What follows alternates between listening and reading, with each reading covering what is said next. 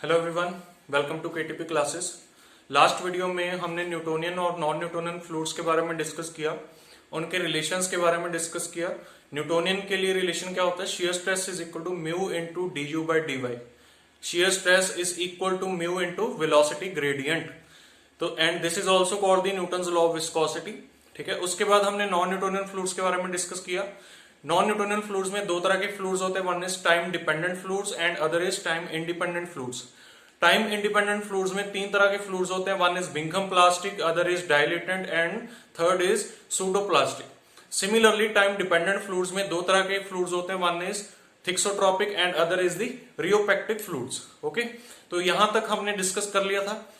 उसके बाद हमने नॉन न्यूटोनियन फ्लूइड का रिलेशन भी देखा था। नॉन न्यूटोनियन फ्लूइड के लिए रिलेशन क्या होता है? Shear stress is equal to mu into D U by D Y की power n plus tau naught. तो ये हमारे पास रिलेशन था।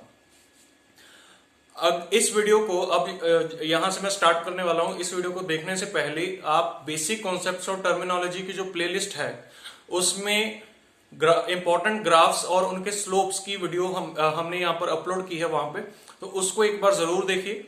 उसके कॉन्सेप्ट्स यहां पर हम यूज करेंगे और उनको यूज करके हम यहां पर ग्राफ्स ड्रॉ करने वाले हैं फॉर ऑल दीज फ्लूइड्स। ठीक है, तो पहले आप वो वीडियो जरूर देखिए, उसके बाद यहां पर इस वीडियो को फिर हम कंटिन्यू करेंगे। ठीक है, तो देखिए यहां पर क्या होता है, हम यहां पर जो ग्राफ ड्रॉ करते हैं that graph is between the shear stress on Y axis and velocity gradient on X axis. Velocity gradient को हम एक्स एक्सिस पे लेते हैं और शियर स्ट्रेस को हम वाई एक्सिस पे लेते हैं। देखिए कंफ्यूज नहीं होना है, कई बुक्स में शियर स्ट्रेस को एक्स एक्सिस पे लिया होता है और वेलोसिटी ग्रेडियंट को वाई एक्सिस पे भी लिया होता है। ठीक है, तो ये ध्यान में रखना, कई बुक्स में ऐसा रहता है, उल्टा रहता है। ठीक है, तो मैंने यहां पर क्या किया है, मैंने यहां पर वेलोसिटी ग्रेडियंट को एक्स एक्सिस पे लिया है और शियर स्ट्रेस को वाई एक्सिस पे लिया है। इसका मिरर इमेज बना दोगे तो वो कैसा बन जाएगा? शियर स्ट्रेस एक्स एक्सिस पे और वेलोसिटी ग्रेडियंट वाई एक्सिस पे। ठीक है, ओके। वेलोसिटी ग्रेडियंट को हमने क्या बोला था? रेट ऑफ शियर स्ट्रेन भी बोला था, ये ध्यान में होगा। न्यूटन्स लॉ ऑफ विस्कोसिटी हमने पढ़ा है, वहां पर हमने velocity gradient is equal to rate of shear strain proof किया था। ठीक है, ओके। न्यूटोनियन फ्लूइड्स के लिए जो हमारे पास रिलेशन है वो ये है, tau is equal to mu D U by D Y which is of the form y is equal to mx। ऐसी फॉर्म का इक्वेशन है ये y की जगह पे ये है टाउ, y की जगह पे टाउ है, x की जगह पे वेलोसिटी ग्रेडियंट है और स्लोप की जगह पे क्या है? Mu. Okay, y is equal to mx is a straight line which is passing through the origin। x को 0 पुट करने पे y 0 आता है, तो it means pass through origin, 0 0 से पास करेगा। ठीक है, और स्ट्रेट लाइन है तो एक स्ट्रेट लाइन बनाइए और m जो होता है वो स्लोप होता है। हमने उस वीडियो में जो अभी मैंने इंपॉर्टेंट ग्राफ्स की वीडियो हमने अपलोड की है वहां पर आप स्लोप के बारे में पढ़ सकते हैं। वहां पर मैंने सब कुछ वहां पर डिस्कस किया है कि स्लोप कैसे कैलकुलेट करते हैं, इंक्रीजिंग डिक्रीजिंग पॉजिटिव कैसे चेक करते हैं। ठीक है, तो वहां पर आप देखिए पहले एक बार इसको, फिर यहां पर आइए। तो यहां पर मैं स्लोप जो बोलने वाला हूं, ये slope is mu, mu slope है। तो इट मींस आप ये बोल सकते हैं कि अगर यहां पर एक थीटा ड्रॉ करें तो थीटा क्या होगा? tan theta is equal to mu, tan theta is equal to mu. तो ये इस ग्राफ के लिए रहेगा हमेशा, ये आपने ध्यान रखना है। ओके, तो न्यूटोनियन फ्लूइड्स के लिए ग्राफ ऐसा बनता है, which is passing through origin, straight line and slope is mu. Slope क्या बताएगा? म्यू बताएगा। Mu is the viscosity of the fluid. तो यहां पर आप देख सकते हैं कि विस्कोसिटी रिमेन्स कांस्टेंट। अगर आपने ग्राफ्स की वीडियो अच्छे से देखी है तो आप इसको अच्छे से समझ सकते हैं। देखिए थीटा सब जगह पे क्या चल रहा है? कांस्टेंट चल रहा है। एक्स की सभी वैल्यूज के लिए थीटा क्या चल रहा है? कांस्टेंट चल रहा है। तो अगर थीटा कांस्टेंट चल रहा है तो इट मींस म्यू क्या रहेगा? कांस्टेंट रहेगा with respect to X axis. X axis क्या बता रहा है? Shear strain. तो यहां पर लिख सकते हैं mu is constant with respect to shear strain rate. बहुत इंपॉर्टेंट है।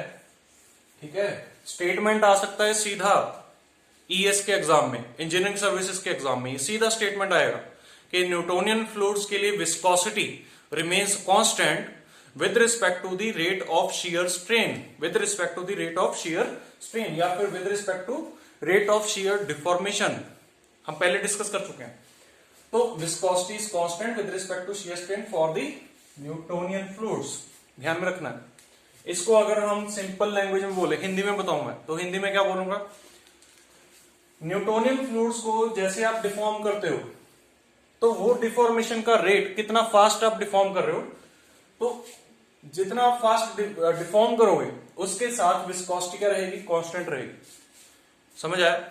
आप जितना मर्जी रेट रख लीजिए डिफॉर्मेशन का, विस्कोसिटी क्या रहेगी, कांस्टेंट रहेगी न्यूटोनियन फ्लूइड्स में। तो इसकी एग्जांपल क्या हो सकती है, वाटर। वाटर को आप जितना मर्जी शेयर स्ट्रेन दीजिए, जितना मर्जी शेयर स्ट्रेन रेट रखिए, वहां पर क्या होगा, उसका विस्कोसिटी चेंज नहीं होता है। ठीक है। Similarly air, water, air, gasoline. Gasoline is also an example of Newtonian fluids. Gasoline is petrol. Okay, ध्यान रखना, पेट्रोल। तो these are the examples of Newtonian fluids. ठीक है। ओके, अब हम चलते हैं नॉन न्यूटोनियन फ्लूइड्स पे। तो इसको नोट कर लीजिए या फिर वीडियो को पॉज करके मैं आगे बढ़ता हूं नॉन न्यूटोनियन फ्लूइड्स पे। ओके,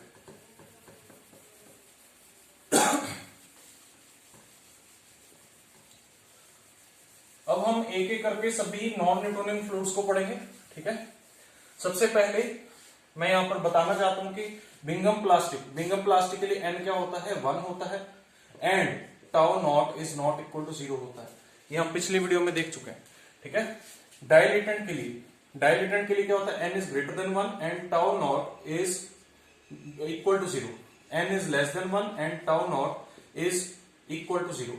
सिमिलरली रियोपैक्टिक के लिए n is greater than 1 and tau naught is not equal to 0, and thixotropically n is less than 1 and tau naught is not equal to 0। अब ये चीजें जो आप देख रहे होंगे कि मुझे कैसे याद है, तो ये कैसे याद हुआ, ग्राफ के जरिए। अभी आपको मैं ग्राफ बताऊंगा तो ग्राफ को देख के ही आपको पता चल जाएगा कि किसके लिए n की वैल्यू क्या आने वाली है, टाउ की वैल्यू क्या आने वाली है। ठीक है। तो वो अभी हम यहाँ पर हर एक फ्लूइड का ग्राफ बनाएंगे, वहां से आपको क्लियर हो जाएगा। ठीक है। देखिए, first of all Bingham plastic के लिए देखते हैं। बिंघम प्लास्टिक, तो यहां पर पहले तो ध्यान में रखिए, टाउ लेना है और इधर du बाय dy लेना है, या फिर आप बोल सकते हो d5 बाय dt लेना है। ठीक है। ओके, इसके लिए इक्वेशन क्या बनेगी, बिंघम प्लास्टिक के लिए इक्वेशन क्या बनेगी, यहां पर इक्वेशन बना देते हैं, या फिर इसी को लिख देते हैं। देखिए ये इक्वेशन, n की जगह पे 1, tau not is not equal to 0, तो मतलब टाउ नॉट की कुछ ना कुछ वैल्यू यहां पर नॉन जीरो रहेगी। ठीक है। और ये कैसी इक्वेशन है, देखिए y is equal to M X plus C, y is equal to M X plus C, दोनों की पावर्स क्या है, 1, स्लोप की जगह पे क्या है म्यू, और कांस्टेंट की जगह पे क्या है c या फिर टाउ नॉट। ठीक है। तो ये एक स्ट्रेट लाइन की इक्वेशन है, स्ट्रेट लाइन की इक्वेशन है। क्या ये ओरिजिन से पास कर रही है, ये चेक करते हैं। x को 0 पुट करके देखिए, y की वैल्यू क्या आएगी, c, तो x को 0 पुट किया, y की वैल्यू क्या आई, c, और c की वैल्यू क्या है, टाउ नॉट। क्लियर हुआ। ठीक है। तो ये जो लाइन है ये यहां से पास करेगी, इस पॉइंट से पास करेगी, और कैसे पास करेगी, स्लोप क्या है म्यू या फिर m। ठीक है। और म्यू स्लोप न्यूटोनियन फ्लूइड्स के लिए भी बनाया था, कैसा बनाया था, यहां से न्यूटोनियन फ्लूइड के लिए ये बनाया था, ये था न्यूटोनियन फ्लूइड के लिए। तो उसी स्लोप की या उसी थीटा की लाइन एक यहां से पास करते हुए बना दीजिए, ये है आपका बिंघम प्लास्टिक। क्लियर हुआ, Bingham plastic, clear, Bingham plastic. So this is the graph for Bingham plastic. ठीक है। ओके, बिंघम प्लास्टिक को आइडियल प्लास्टिक भी बोल सकते हैं, आइडियल प्लास्टिक। ठीक है, आइडियल प्लास्टिक। अब यहां पर आप एक चीज देखिए, थीटा क्या रह रहा है, कांस्टेंट। एक्स की डिफरेंट वैल्यूज के लिए या एक्स की बढ़ती हुई डायरेक्शन में थीटा क्या रह रहा है, कांस्टेंट रह रहा है। तो अगर थीटा कांस्टेंट रह रहा है तो यहां पर भी बिंघम प्लास्टिक के लिए भी क्या होगा, viscosity is constant with respect to, viscosity is constant with respect to shear strain rate, with respect to shear strain rate. Shear strain rate क्या है, d5 बाय dt। तो शियर स्ट्रेन रेट के respect में Bingham plastics की भी viscosity क्या रहेगी, constant. जितना मर्जी डिफॉर्मेशन रेट रख लीजिए फ्लूइड का, ठीक है, विस्कोसिटी उसकी क्या रहेगी, कांस्टेंट रहेगी। इसकी एग्जांपल क्या हो सकती है, toothpaste, toothpaste can be the example, toothpaste can be the example for Bingham plastic. देखिए इस ग्राफ को ध्यान से देखिए, इस ग्राफ में क्या हो रहा है, ये है आपका स्ट्रेन और ये है आपका stress.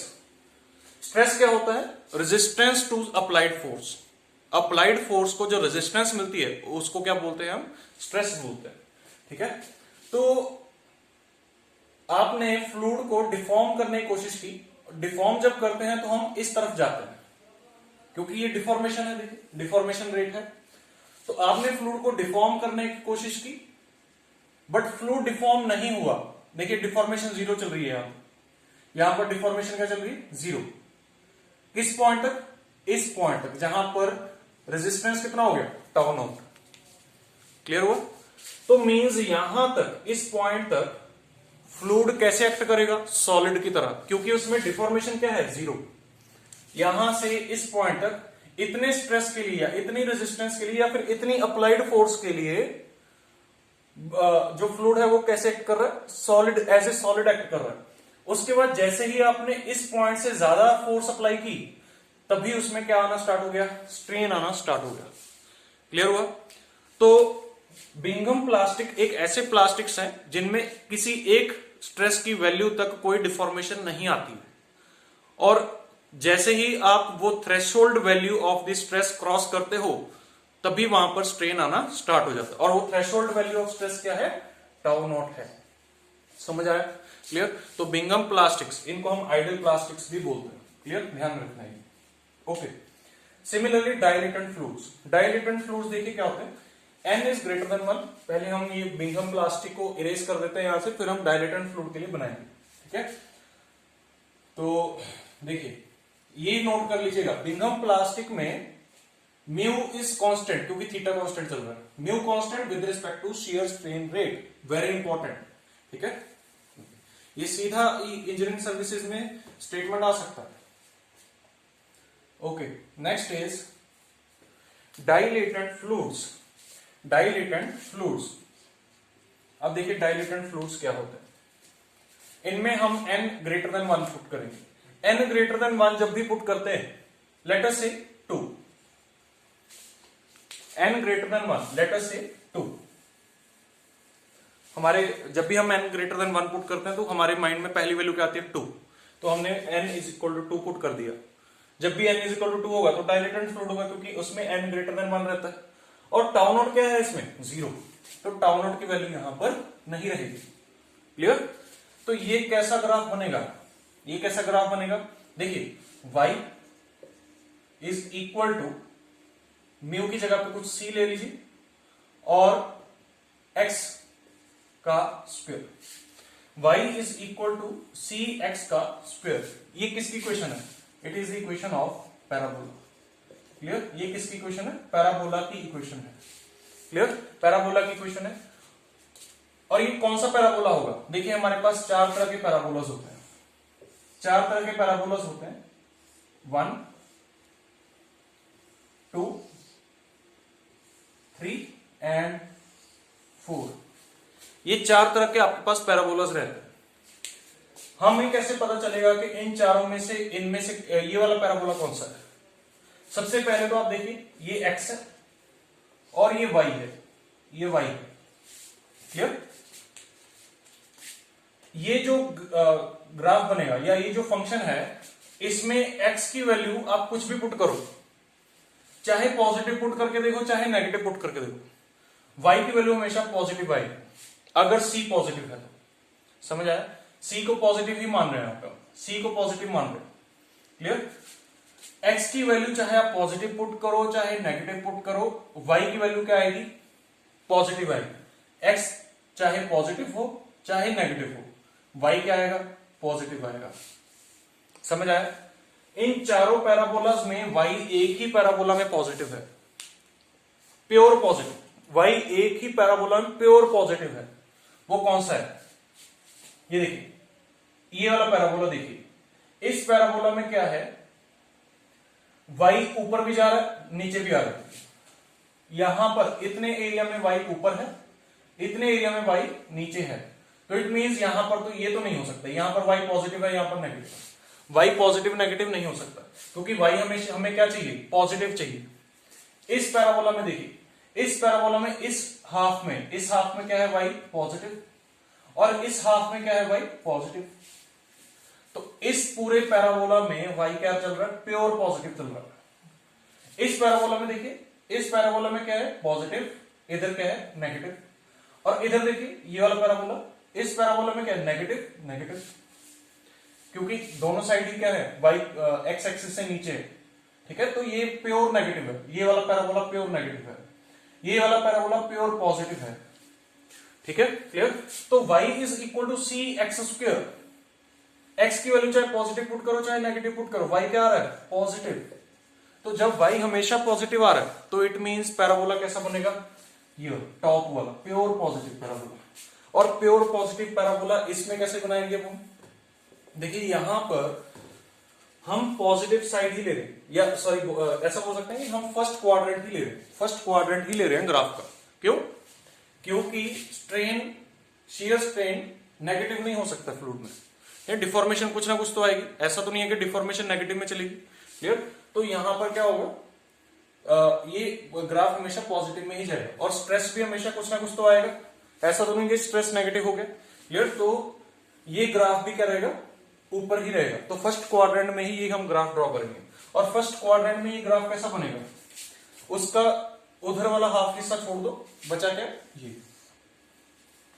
Clear. So this is dilatant fluid, dilatant fluid, इसमें n क्या है greater than 1, n greater than 1, और टाउ नॉट 0 है। टाउ नॉट 0 कैसे पता चला, देखो ओरिजिन से पास करेगा, x को 0 पुट करो y क्या आएगा 0, du बाई dy को 0 पुट किया तो टाउ क्या आएगा 0, तो ओरिजिन से पास करेगा और टॉप वाला पैराबोला आएगा, क्लियर। तो this is the dilatant fluid, ध्यान रखना है, ओके।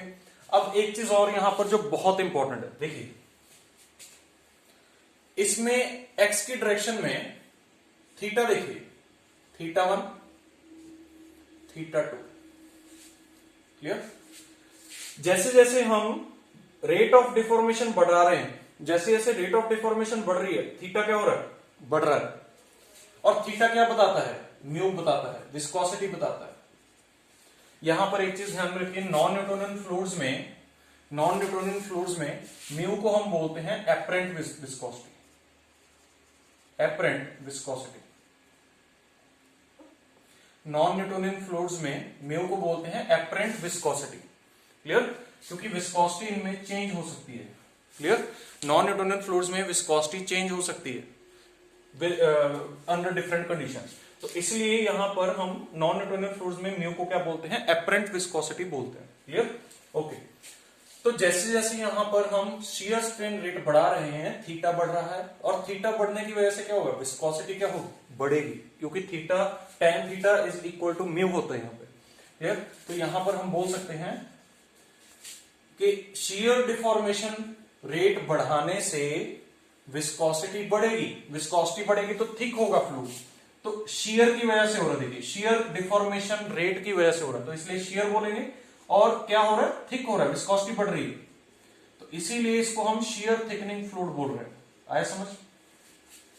डायलेटेंट को शियर थिकनिंग फ्लूइड क्यों बोल रहे हैं, शियर डिफॉर्मेशन रेट बढ़ाने की वजह से वहां पर क्या हो रहा है विस्कोसिटी बढ़ रही है, विस्कोसिटी बढ़ने का मतलब क्या है थिक हो रहा है फ्लूइड, शियर डिफॉर्मेशन की वजह से थिक हो रहा है, तो shear thickening fluid, clear, that is called the dilatant fluid, समझ आया, ओके।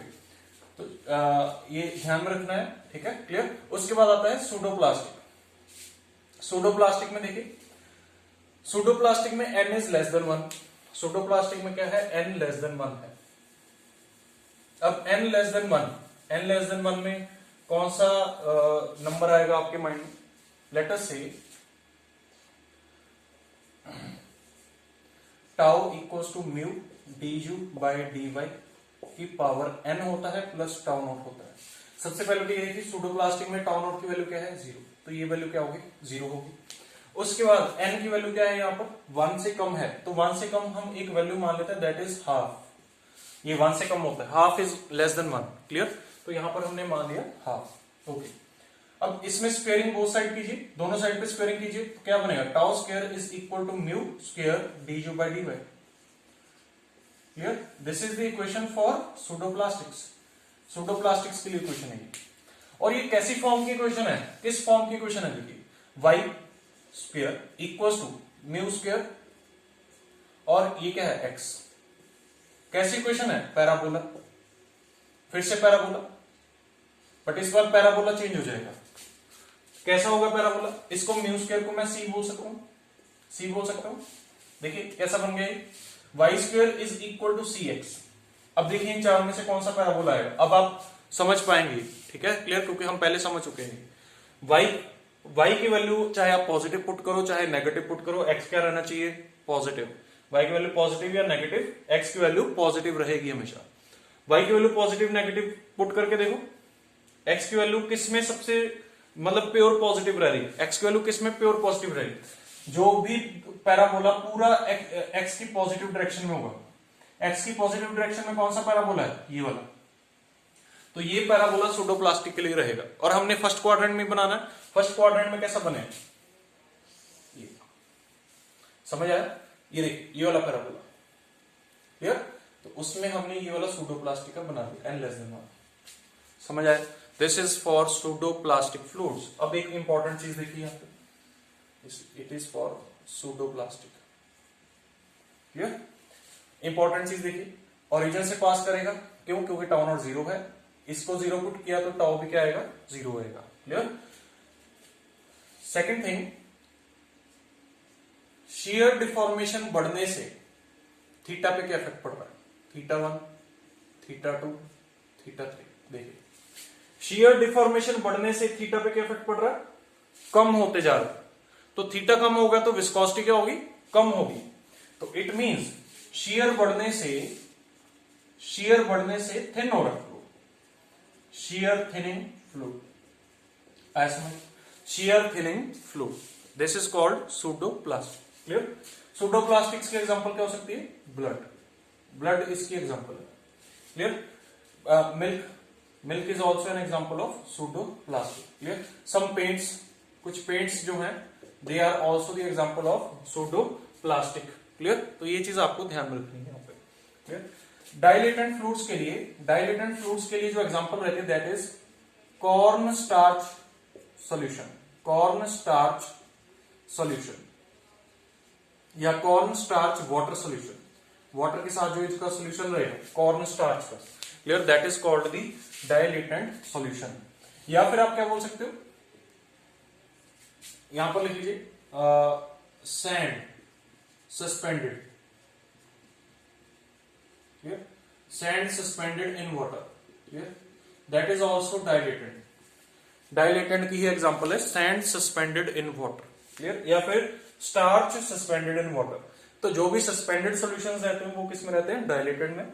सूडोप्लास्टिक में blood, milk and some paints, clear, कुछ पेंट्स रहते हैं यहाँ पर, ठीक है। तो ये आपकी एग्जांपल्स हैं फॉर डाइलेटेंट एंड सूडोप्लास्टिक्स। एंड ये ग्राफ आपको ध्यान रखना है, ज्यादातर ग्राफ पूछते हैं। और सूडोप्लास्टिक्स में आपने एक चीज ध्यान रखनी है, सूडोप्लास्टिक में क्या बोलेंगे, viscosity decreases as shear deformation increases, clear, and for dilatant viscosity increases as shear deformation increases, clear. तो ये आपको ध्यान रखना है, shear thickening fluids, shear thinning fluids, okay. Next is rheopectic fluids, rheopectic fluids, these are time dependent fluids, ठीक है, time dependent fluids होते हैं। इसमें रियोपेक्टिक में n देखिए ग्रेटर देन 1 है और tau not not equal to 0 है, n greater than 1 and tau not not equal to 0। बहुत इजी है, देखिए n ग्रेटर देन 1 और किस में था, डाइलेटेंट में था, और रियोपेक्टिक में भी n ग्रेटर देन 1। देखिए ये था आपका डाइलेटेंट, ये है डाइलेटेंट, क्लियर, ये डाइलेटेंट है जिसमें n क्या था, greater than 1, tau not equal to 0 था, टाउ नॉट इक्वल टू 0 था। रियोपेक्टिक में tau not not equal to 0, n greater than 1, tau not not equal to 0 कहां पर आया था, ये था, ये है आपकी टाउ नॉट की वैल्यू, और n ग्रेटर देन 1 है, तो इट मींस रियोपेक्टिक में भी n ग्रेटर देन 1 है। n ग्रेटर देन 1 का ग्राफ कैसा बनेगा, डाइलेटेंट के जैसे ही बनेगा। तो ये क्या है, n ग्रेटर देन 1 और टाउ नॉट इक्वल टू 0, इसको क्या बोलेंगे, रियोपेक्टिक, क्लियर, रियोपेक्टिक सॉल्यूशन, ठीक है, या रियोपेक्टिक फ्लूइड्स, क्लियर, ये ध्यान रखना है आपको। Okay. Similarly thixotropic.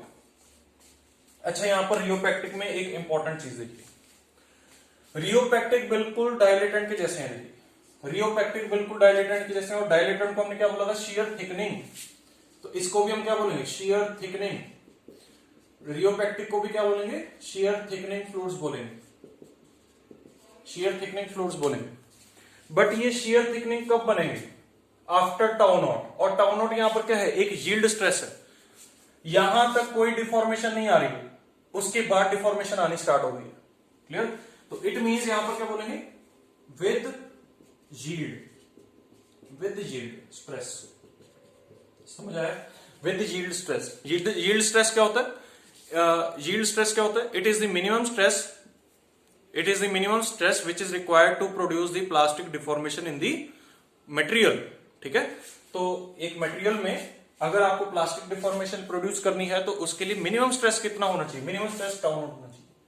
Tau not के बाद ही इसमें डिफॉर्मेशन आनी स्टार्ट होगी।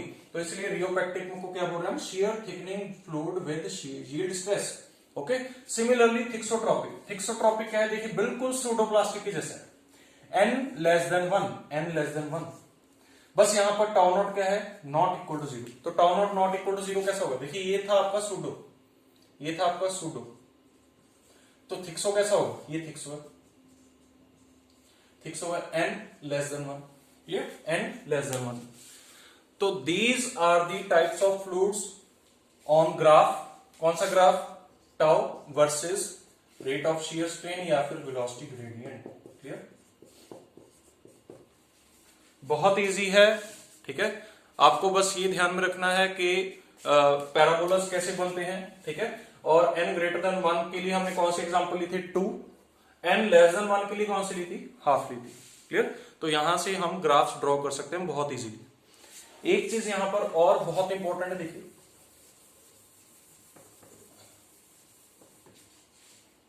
अब मैं सबको यहां पर कोलैबोरेट कर रहा हूं। ठीक है, this is Newtonian fluid, this is Bingham plastic, this is dilatant, this is pseudoplastic, this is rheo, this is thixo. Newtonian, dilatant, pseudo, rheo, non Newton sorry Bingham plastic and thixo. तो ये हैं आपके सभी fluids, हमने combine कर दिए। ठीक है, देखिए एक चीज यहां पर और इंपॉर्टेंट, टाउ du/dy। इस लाइन को देखिए, ये लाइन क्या बता रही है, इसमें स्ट्रेन लगातार बढ़ते जा रहे हैं। हम इस ग्राफ को क्या लेते हैं, इस एक्सिस को क्या लेते हैं, स्ट्रेन रेट। ये स्ट्रेन रेट लगातार बढ़ते जा रहा है विदाउट एनी रेजिस्टेंस। रेजिस्टेंस जहां भी होती है वहां पर स्ट्रेस आता है, और इस लाइन पे स्ट्रेस की वैल्यू क्या है, 0। स्ट्रेस की वैल्यू क्या है, 0। स्ट्रेस इससे ऊपर होके नॉन जीरो होता है। इस लाइन पे स्ट्रेस क्या चल रहा है, 0 चल रहा है। तो अगर इस लाइन पे स्ट्रेस 0 चल रहा है बट स्ट्रेन बढ़ रहा है, without any increase in stress, strain बढ़ते जा रहा है। जब स्ट्रेन बढ़ेगा तो उसको हम क्या बोलेंगे, inviscid fluid, inviscid and incompressible. ध्यान में रखना है, बहुत इंपॉर्टेंट है ऑब्जेक्टिव क्वेश्चंस के लिए। Inviscid and incompressible fluid. यहां पर विस्कोसिटी क्या चलेगी, 0 चलेगी। क्यों? क्योंकि tau is equal to mu du/dy पे। म्यू du/dy तो बढ़ रहा है, du/dy तो 0 नहीं है, तो बट टाउ 0 है। तो अगर टाउ 0 है तो इट मींस क्या है, म्यू 0 है। म्यू 0 है तो इट मींस उसको क्या बोलेंगे, inviscid fluid and incompressible fluid. Incompressible क्या होगा, जिसमें डेंसिटी क्या हो सकती है, चेंज हो सकती है। क्लियर? डेंसिटी क्या हो सकती है, सॉरी डेंसिटी चेंज नहीं हो सकती। क्लियर? डेंसिटी चेंज नहीं हो सकती, उसको हम क्या बोलते हैं, incompressible fluid. Density constant but viscosity 0। Inviscid and incompressible के कॉम्बिनेशन को हम क्या बोलते हैं, ideal fluid. Ideal fluid, very important, ideal fluid. ठीक है, और ये अजम्पशन रहती है हमारी बहुत सारी डेरिवेशंस में बहुत सारी डेरिवेशंस में हम ये अजम्पशन लेके चलते हैं कि फ्लूइड इज आइडियल फ्लूइड। तो जब भी आपको आइडियल फ्लूइड लिखा हुआ आए, आइडियल फ्लूइड का क्या मतलब है, आइडियल फ्लूइड का क्या मतलब है, इनविसिड एंड इनकंप्रेसिबल फ्लूइड। और उसको अगर ग्राफ में शो करना है तो ग्राफ में कैसे शो करेंगे, ये लाइन से, this is ideal fluid. Clear. Similarly vertical axis देखिए, वर्टिकल एक्सिस, स्ट्रेस बढ़ाते जा रहे हो, स्ट्रेस बढ़ते जा रहा है, बट स्ट्रेन जीरो है, स्ट्रेन जीरो है, स्ट्रेन कुछ भी नहीं आ रहा, डिफॉर्मेशन कुछ भी नहीं आ रहा, रेजिस्टेंस बढ़ते जा रही। ऐसी कंडीशन में क्या बोलोगे, डिफॉर्मेशन बिल्कुल जीरो, मतलब डिफॉर्म ही नहीं हो रहा, रेजिस्टेंस बढ़ते जा रही, इसको बोलेंगे ideal rigid body. Ideal rigid body जिसमें डिफॉर्मेशन आ ही नहीं रही है, रेजिस्टेंस आई जा रही है। क्लियर, नो डिफॉर्मेशन, स्ट्रेस बढ़ते जा रहा है। क्लियर, आप फोर्स अप्लाई करते जा रहे हो, रेजिस्टेंस बढ़ते जा रही है, but no deformation, that is called the ideal rigid body. Clear. So these were the types of fluids, हमने जहां पर जो डिस्कस किए ग्राफ्स उनके अच्छे से हमने यहां पर क्लियर किए हैं। ठीक है, तो इसको अच्छे से अपनी कॉपीज में लिखिए। ठीक है, और ध्यान से इसको रिवाइज कीजिए। ठीक है, तो अगली वीडियो में हम मिलेंगे with other properties of fluids. ठीक है, टिल देन थैंक यू।